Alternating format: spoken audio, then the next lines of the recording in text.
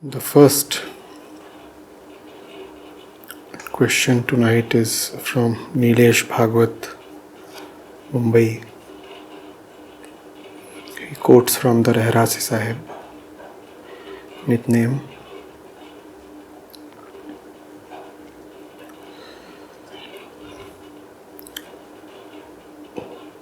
थाल विच तिने वास्तो पाइयो सतौ संतोख विचारो.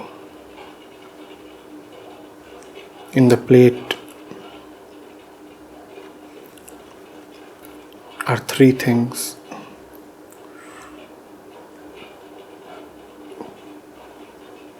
truth, contentment, and contemplation. The plate referred to here is the holy book, the Adi Granth, and the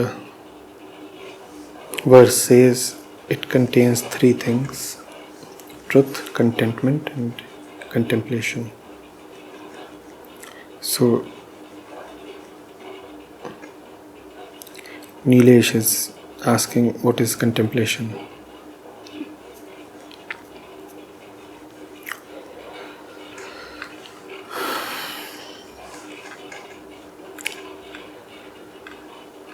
We think a lot.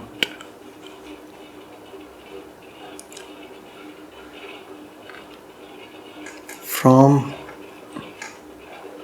our own personal center, we invest a lot of time and energy in thinking about the world. World as it appears to us, because that is the only world we know of operating from our personal center.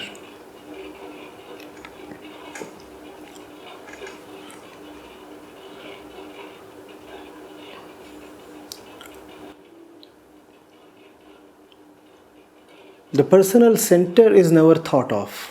From the personal center, all thoughts happen.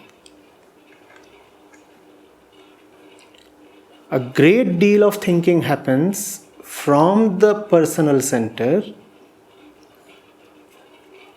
but the tendency of thought is to never turn back to focus upon the thinker.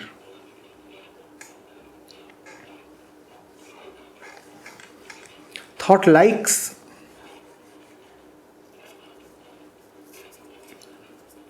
to poke its nose everywhere, dabble with everything, speculate, imagine, run amok. Sometimes, if it is trained and restrained, proceed carefully, proceed with a certain discipline and regulation as well. Thought can do all kinds of things. It can go left, it can go right.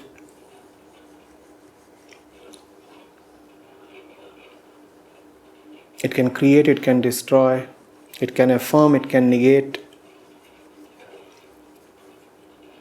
It can say beautiful, it can say ugly. Thought is versatile, thought is deft.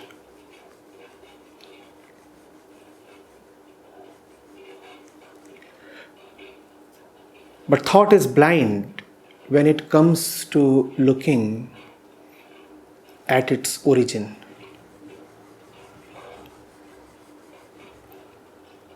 Thought would never ask, but from where did I come? It takes its own origin as granted, which is to say that it takes its own origin as the truth. That is both an insistence and a helplessness. It is a stubborn insistence because the origin of thought is from the personal center called ego, and the ego does not like to call itself false. Therefore, the ego must insist that it is the truth. And truth need not be thought of.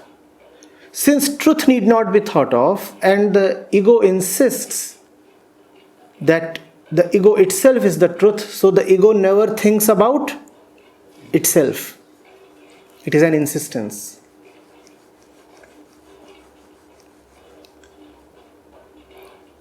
Well, it's a self-harming obduracy, but nevertheless, it is quite strong.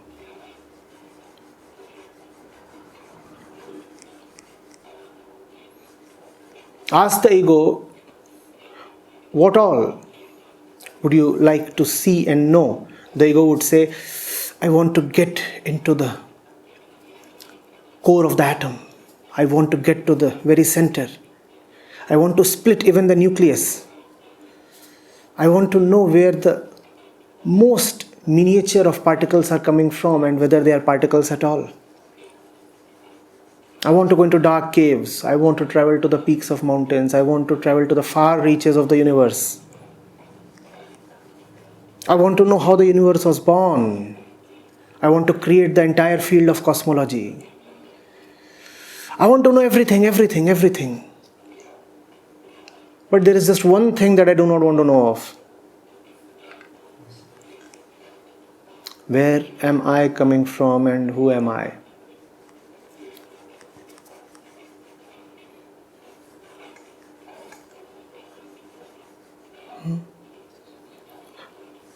So thought does not look at itself. It instead looks at the world being itself and then thinks a lot.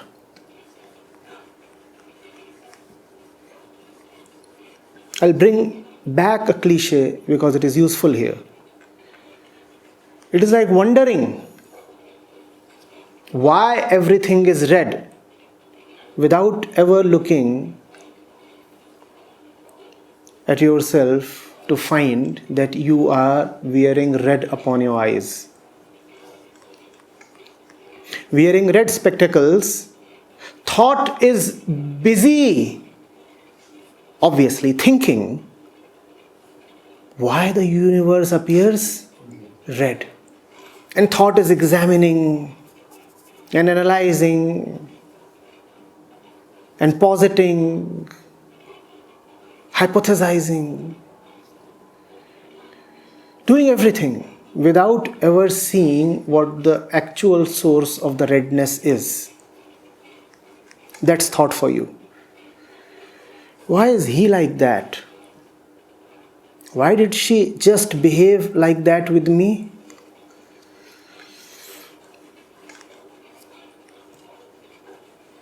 Why do we die?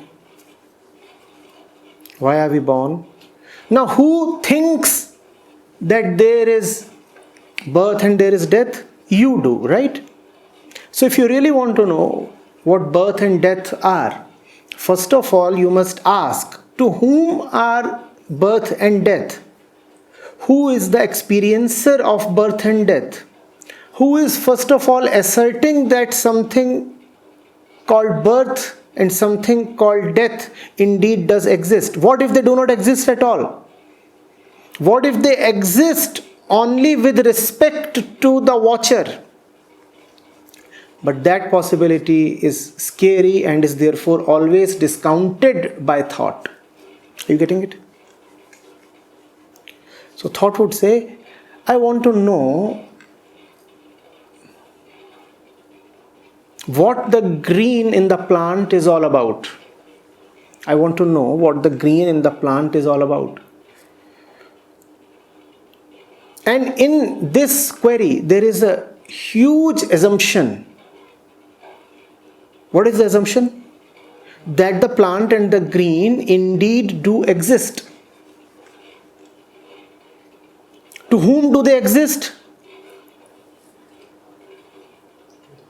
To the one who is looking at them, to the thinker.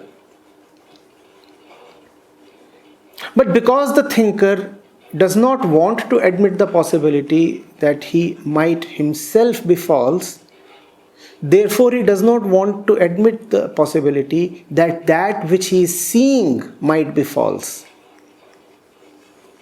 He says the plant has to exist because I see it. And who am I? The absolute truth. If I am the absolute truth, therefore the plant and the green have to be there. Who is vouching for their existence? I. And who am I? The truth. And if I am the truth, then that which the truth claims to exist must exist. What is the point in examining?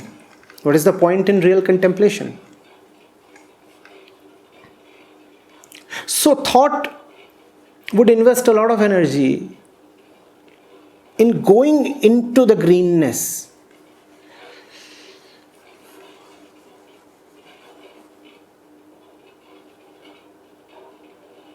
While all the time shying away from examining whether the greenness actually is. So thought and all the activity of thought is all actually just superstitious because it is working on an unexamined belief. What is the unexamined belief? The thinker exists. Do you see how superstition is necessary for thought? Which may include rigorous, disciplined, scientific thought as well. Even that is based on a great superstition. And the great superstition is that the examiner is real, the thinker is real. The source of thought is truth. That is the assumption thought proceeds with.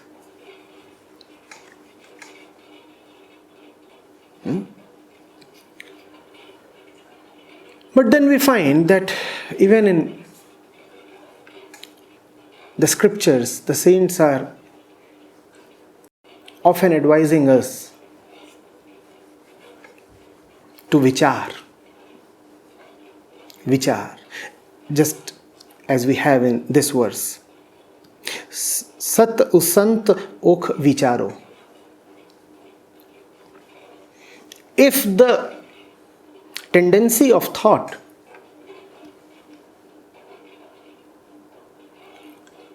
is to remain blind to the truth,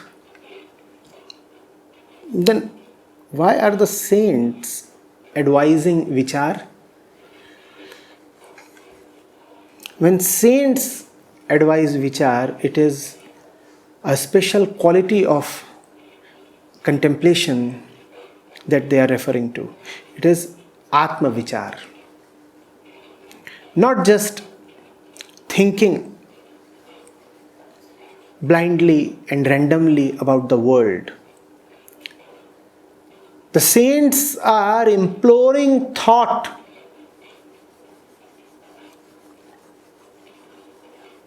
to take a U-turn and look at itself. The saints are encouraging thought to begin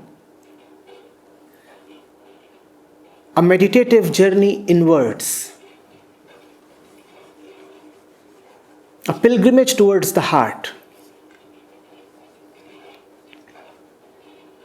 They are challenging the thinker. You think about everything. Can you contemplate about yourself? Come on. About everything in the world you have thought of. You have left nothing untouched. Now can you look at yourself? Can you look at your own origin? You are so fond of touching everything, examining it, playing with it, theorizing about it, imagining. Can you do the same with yourself? Contemplate, contemplate. What is this thinker?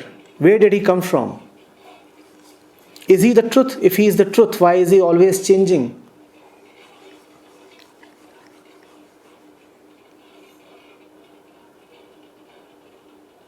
And once you get into the practice, you find that it is easy. Situations change your thoughts. Moods change your thoughts.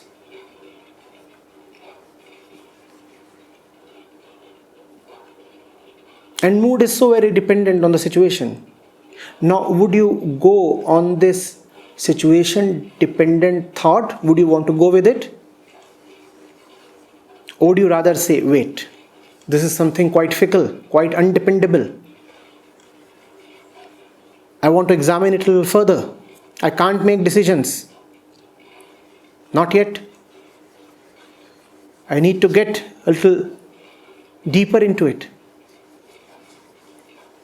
Yes, the momentum of thought is big. Thought is carrying a great force with it. A great force and a great claim. The claim is, I am the truth and I am forcefully asking you to act now. That which you are right now thinking of is the truth. And truth with momentum. So truth that is pushing you to act according to thought, to go with the thought. In such a situation, it becomes all the more necessary that you restrain yourself, does it not? Because not only is the force blind, the force is powerful. And it wants to give you no allowance to check it, verify it. In fact, verification and examination appear like wastage of time. Thought is so very self-assured. It says, why are you wasting your time examining things? The matter is sealed. The truth is self-evident.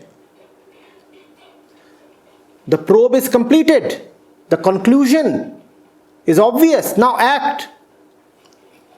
That's what thought tells you, no? Thought doesn't want to give you the opportunity to go slow and look at the entire process. How did I start thinking this way?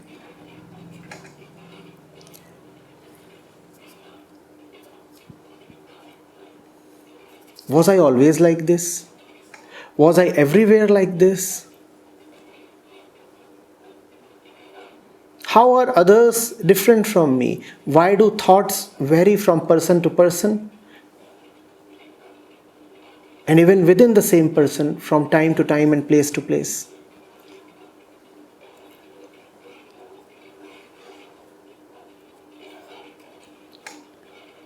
Where does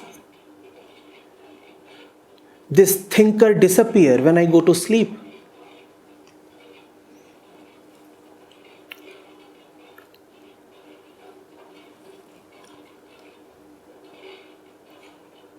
When one kind of thoughts take over, where do the other kind of thoughts go?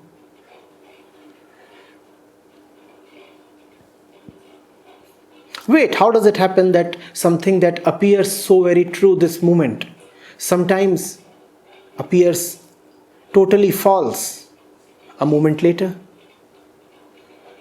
And it does happen. Happens with everybody. You are so certain of something. And then a flip. And you are on the other side. How does that happen? And when there is a flip, that is a great moment to ask yourself, wait, just a second back, I was so certain about something. Just a second back, I would have bet my life on something. And now, that thing appears so hollow. And if you can see this even once in your life, it would prevent you from being very certain of anything that thought brings to you. If it could happen once, it is quite probable that it is happening again and again, just going undetected. It was detected once, it didn't happen once. It's just that it was detected just once. Maybe it is happening very frequently. Maybe it is happening always.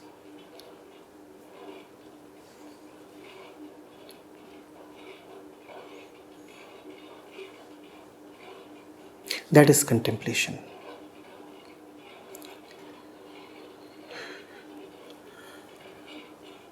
Contemplation is to turn thought inwards.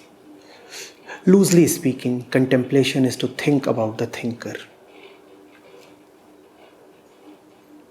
But when you think about the thinker, it is not the same quality of thought that runs outward into the world. As we said, it is now thought consecrated. It is now thought on a pilgrimage, going inside to the temple of the heart.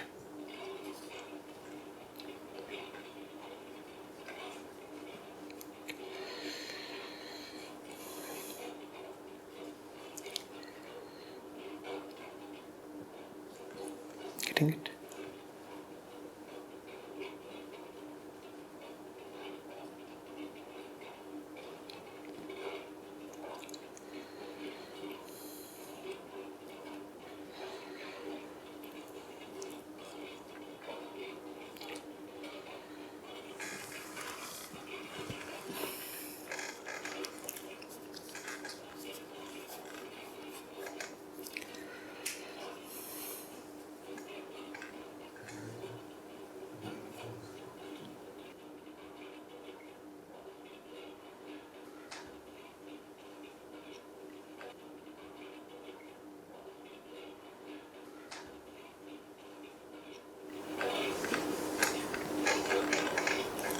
Right now you just said that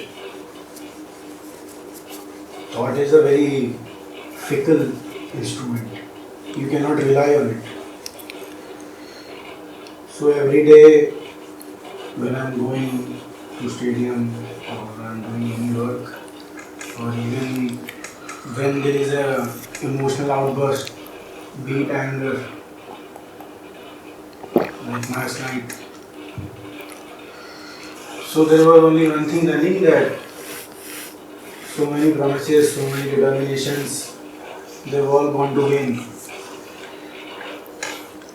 What is the real deal? What can we rely on? And it felt like a prisoner that I cannot reach it. It's stuck. So just that you have pointed out that it's fickle, it is seen, but what next?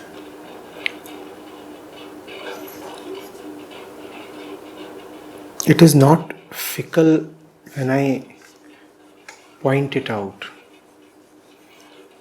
It is fickle even when it is not pointed out.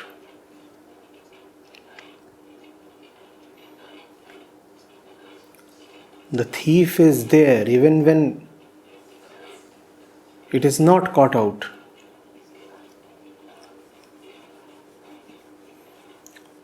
So you are asking what next? Remain contemplative. What next? Remain contemplative. Because the tendency to be blind to oneself and be excited and curious towards the world is a continuous tendency. It is a tendency within us to remain blind to ourselves and very excited about the world.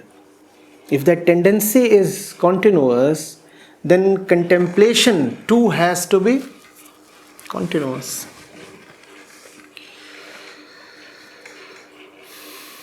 But the contemplation is also done by the same mind. Yes, therefore it is a special quality of thought. But if the choice is given to the mind, then there are times when it does not want to. It may almost never want to. But then there is something that we know of as higher than desire.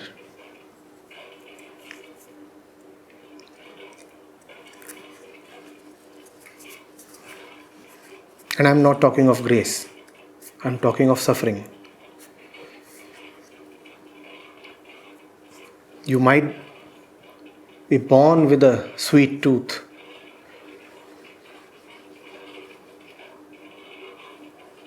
But if you are detected with diabetes, you restrain yourself. Your bodily tendency might be to be drawn towards sugar all the time. But you do stop yourself, don't you? Your suffering helps you and guards you. So your mind might always want to go out and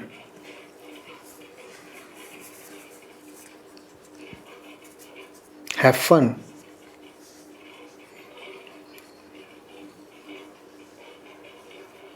But suffering helps. You go out, you have fun.